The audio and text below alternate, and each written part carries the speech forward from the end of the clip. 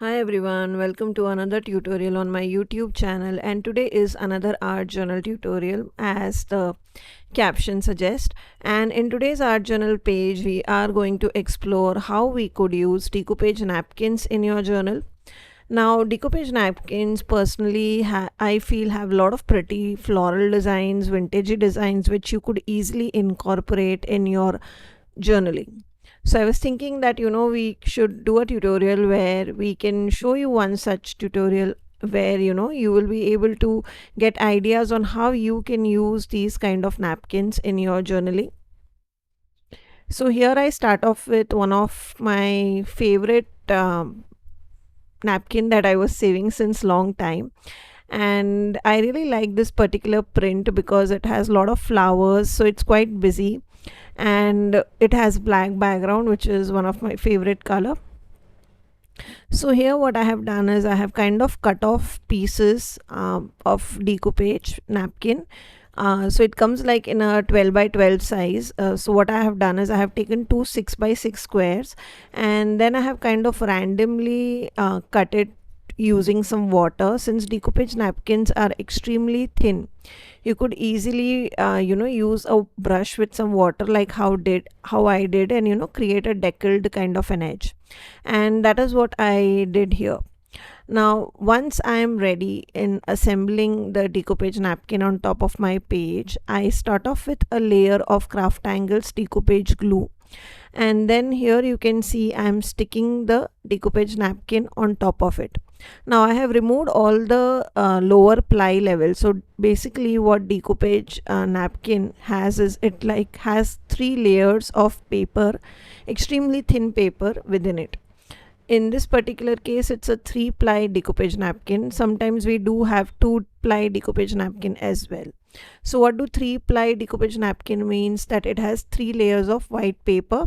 Two layers of white paper and 1 layer of design.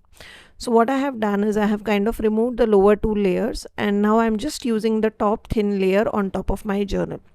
And here you can see I'm not worried too much about it causing wrinkles while applying the decoupage napkin on top of my journal. That is because more wrinkles it creates is the more pretty vintagey wrinkled background it will give me. Now ideally people don't prefer doing this in decoupage projects. However, in art journal this is definitely going to add vintage look on my project. So I'm completely fine with it creating that vintage look on top of my journal.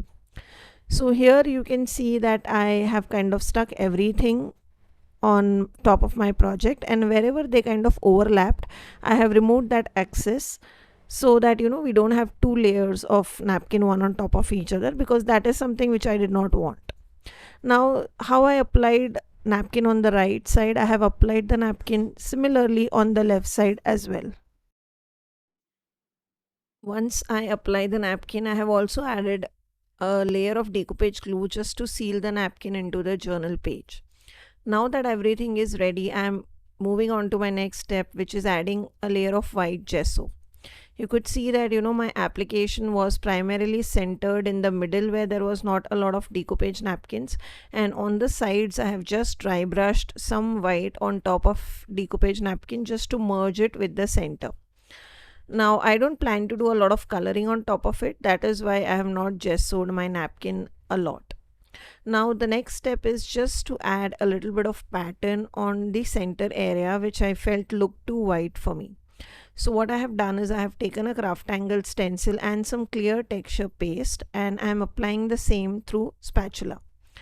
Now as always with all my videos, whatever products that I'm using or talking about, they will all be linked below in the description of my YouTube video or on the blog post, which is also linked below in the description of the video.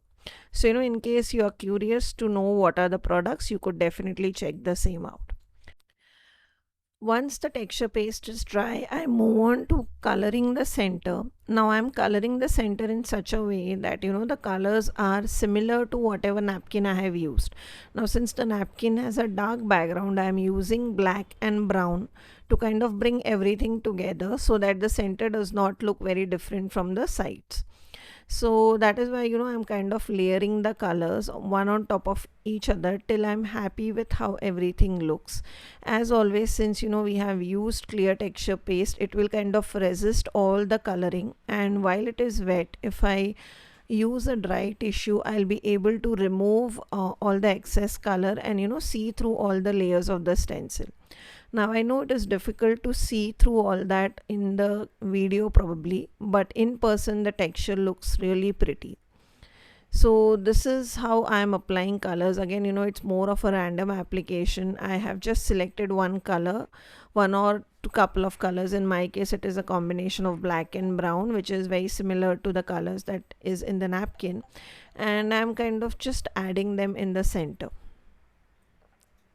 Now in the center I felt kind of there was a little bit more color, so I went back, I removed, and then I added a little bit of more color. Now this is a repetitive process. You can do this till the time you're happy. Now the next step, once all the colors is dried off, is I wanted to add a little bit of gold just so that my center stood out as compared to the corners. So for that I'm using my gold texture paste. So this is actually CrafTangles gold texture paste that I rubbed off and used like wax on top of my paper. The advantage of this over the wax is it dries very quickly and it dries waterproof, which is what I wanted for my journaling. And now here I wanted to color my lace pink just so that it kind of stood out on the top of the page, and this pink tied in with the pink roses which were there in the pattern of the napkin. So here I have used one of the CrafTangles liquid acrylics with some water, and then I have tinted my laces using the same. Once the lace was completely dry, I am sticking my elements on top of it using some Fevicol. Now remember, this art journal, I don't want it to be very bulky, so I don't use any foam tape, it's just plain glue. Now I am using just to bring in some of that gold, right? So we have used gold texture paste, and I have also using this gold die cut piece. So this is from one of the Stitch Squares CrafTangles die, and this white die cut piece is one of the leftovers from Ornate Border die. Same, both of these dies are by CrafTangles. And this flower is from an element pack by CrafTangles. So this is, I think, is spring flowers too. And I'm kind of just using the elements that I had ready to kind of create a base on which my woman and man can sit on. So this is how I have created the composition. So this was the composition on the right, and then I have used the exact same elements and created the composition on the left. Now since this process was fairly repetitive, I have kind of removed the same while editing my video. Now once I was happy with how all the elements look, I have decided on the sentiment. This sentiment come from a Tim Holtz sticker book called Clippings, and this is the ones that I selected for my art journal.